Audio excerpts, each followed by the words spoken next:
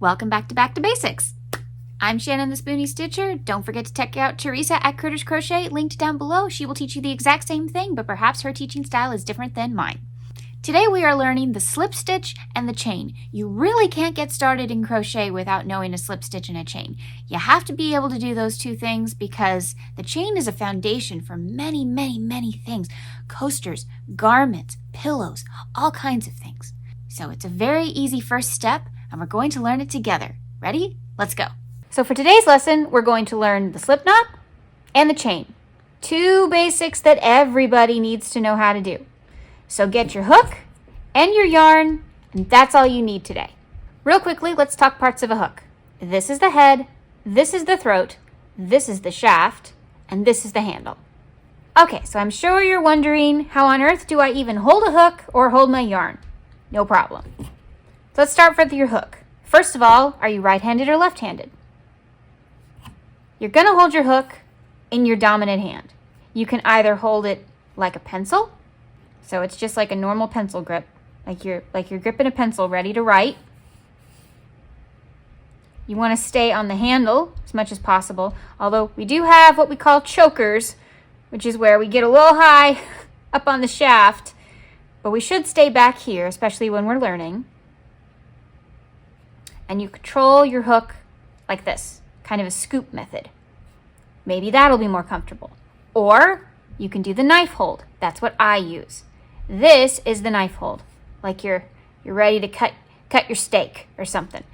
That is the knife hold. You can control it with your thumb or your pointer finger. It's completely up to you. Or maybe you'll get so good with this hand controlling tension that you can just do this. Again, it is kind of a scooping method. And you'll see. Your yarn. You hold your yarn in the opposite hand that you hold your hook. So if you're right-handed, you hold it in your left hand. If you're left-handed, you hold it in your right hand. I didn't really need to explain that. You understand how right and left work. Anyway, how you hold your yarn is actually completely up to you. It's how it's most comfortable for you. You can hold it around some fingers. You can hold it around your thumb. You can twist it around however you want to do it. However,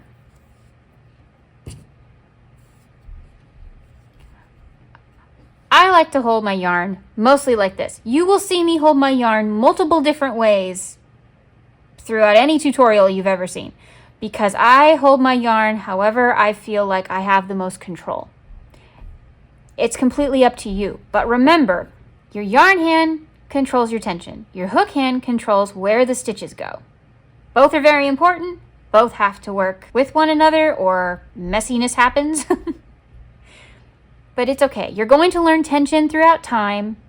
Tension isn't something I can just teach you. It takes practice, and that's okay. So, hold your yarn however you want to. If you want to watch me first, that's fine. So try any way you want. Try the pencil, try the knife, whatever feels most comfortable. People usually teach the way they were taught. When they show you how to hold a hook, it is probably the way they were taught. I don't want to do that to you. I was taught with a knife. I've tried a pencil. Knife works best for me, probably because I've been doing it for so long. However, I want you to try different methods and see which way is most comfortable for you. Okay, the slip knot. Very important. Slip knot is used for multiple things, but number one thing we need it for is starting a chain. You can't start a chain without a slip knot. So, there are many ways to make a slip knot. I will show you a couple of my favorites. Try those. If you don't like it, maybe Teresa will show you a different one, okay? My favorite is I pinch the yarn with my pointer finger and my thumb. I take my ring finger and my middle finger and I kind of sweep across the yarn like so. Take two fingers on my opposite hand, twist, and pull through. And I've got a slip knot. Ta-da! So it's just whoosh, whoosh, You can also lay it on the ground like this, like you've got pasta. Then you lay the loop over the longer part with the shorter tail over here.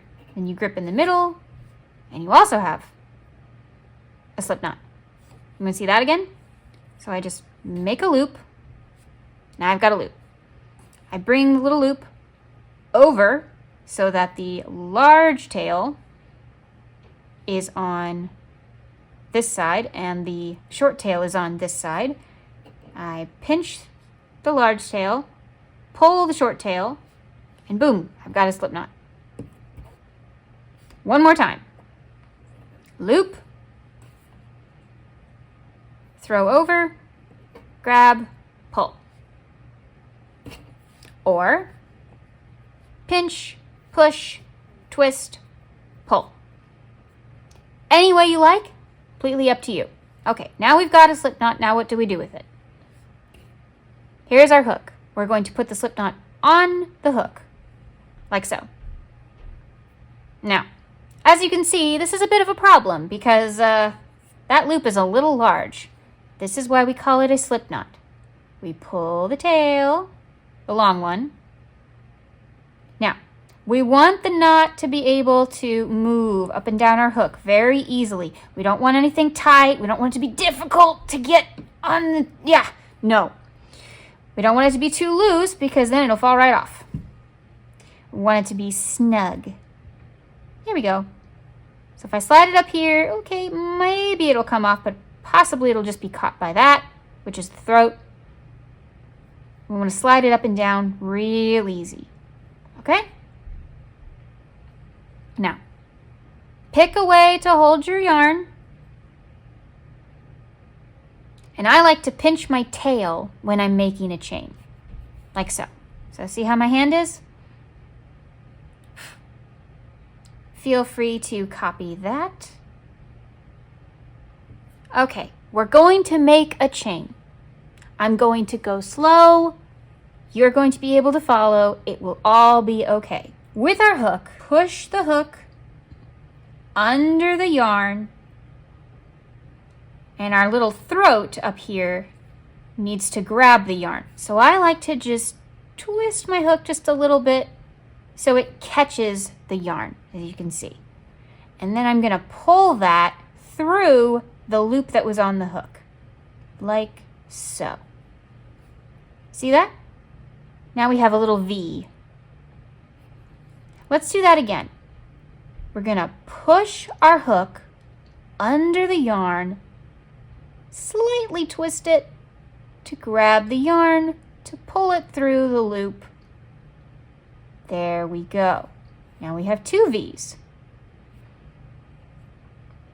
Can we go just a wee bit faster? Okay. Push the hook through, slightly twist, and pull it through the loop. Look at that. So you have 3 chains because you have 3 V's. 1, 2, 3. We never count the loop on the hook. That is not a stitch yet. That is our working yarn. Let's do it again. Push under, twist, pull through. If you need to move this hand, that's okay. To pull, that's fine. Wrap, twist, pull through. Now, if you need to move your fingers so you have more control, you don't have to hold it down here the whole time. You can also pinch the chain so you have more control. Remember, this hand controls tension. So if this hand doesn't feel like things are snug, like if your yarn gets really loose, look at that. Oh no, it's too big. These are not the same size. That was this hand's problem. And tight, but not too tight. Make sure it's a nice, easy flow up and down the hook.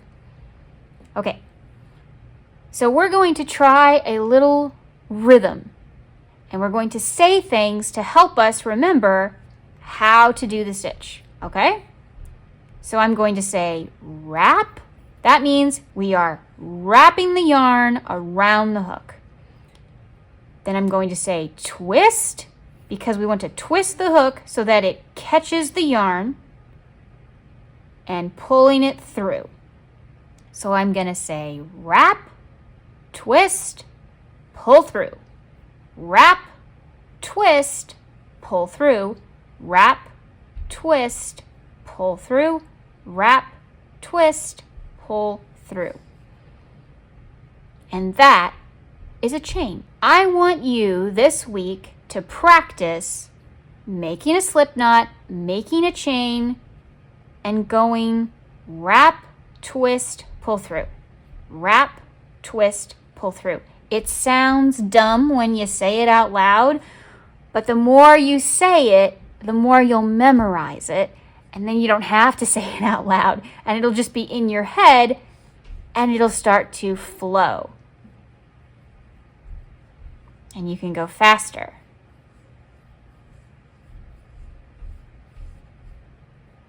Look at that. See? Now, real quickly, before we leave this lesson, let's teach you how to count your chains. Let's count our chains. This is our slip knot. This tiny little knot down here, this is our slip knot. Woo! The chains look like a V. So you've got a stitch here and a stitch here. So this is a V. So we're going to go 1, 2, 3,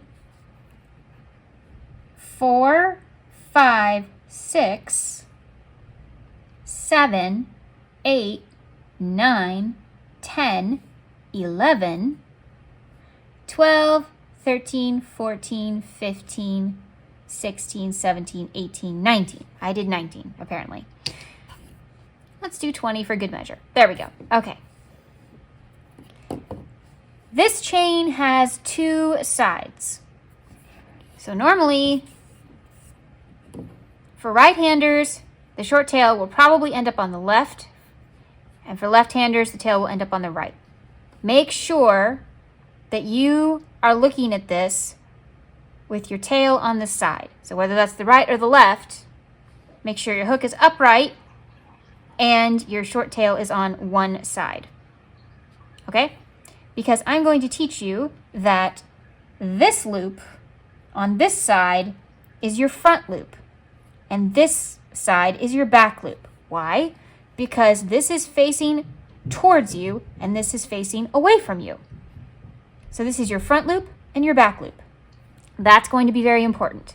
If you turn your chain over, you have what we call back bumps. So these cute little guys are your back bumps, and they are very handy. You'll learn more about those next time. But I wanted you to learn the parts of a chain. Front loop, back bumps. Okay? So this week, practice your slip knots, practice your chain, and next week we're going to get into some actual fun stitches. Are you ready? Okay, remember to check out Teresa's video as well. It will be linked either in the playlist already if you're watching this later, or go to her channel, which will be linked down below, and see if you like her teaching style better.